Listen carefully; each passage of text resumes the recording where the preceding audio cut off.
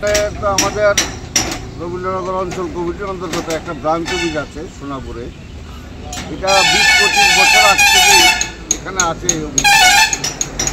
এটার বৈধ কাগজপত্র আমাদের কাছে আছে। কালকে রাত্রে 12টা নাগাদ আমাদের রবীন্দ্রনগরের লোকাল সম্পাদক ওনার কাছে খবর যায় যে এখানে কিছু লোক আমাদের এই পার্টি অফিসটা ভাঙছে। 12টা নাগাদ খবর যায়। তারপরে পুলিশকে খবর দেওয়া হয়। পুলিশ একটা নাগাদ তারা পুলিশ আসে। আসার পরে ওরাও দেখতে পায় কিছু লোক পালিয়ে যাচ্ছে।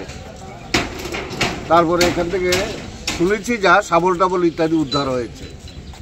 তার মধ্য দিয়ে এটা পরিষ্কার যে একটা গ্রুপ এই অফিসটাকে ভাঙার জন্য সেখানে ভূমিকা গ্রহণ করছিল। কারা হতে পারে? কারা হতে পারে? দলীয় হতে পারে, আমরা তো দেখিনি। দলীয়। তবে আগেও দুবার আমাদের এই অফিস আক্রমণ হয়েছে, ভাঙার চেষ্টা হয়েছে। এটা বিরোধী দল, তখন বিরোধী দল থেকে করা হয়েছিল।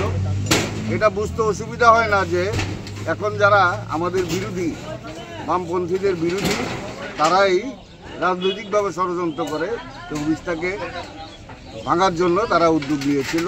নির্বাচন নেই ঠিক আছে, কিন্তু রাজনৈতিক অস্থিরতা তো আছেই। সামনে লোকসভা নির্বাচন আসছে, আমরাও প্রস্তুত হচ্ছি এই লোকসভা নির্বাচনে বিজেপিকে সারা দেশ থেকে উৎখাত করার জন্য।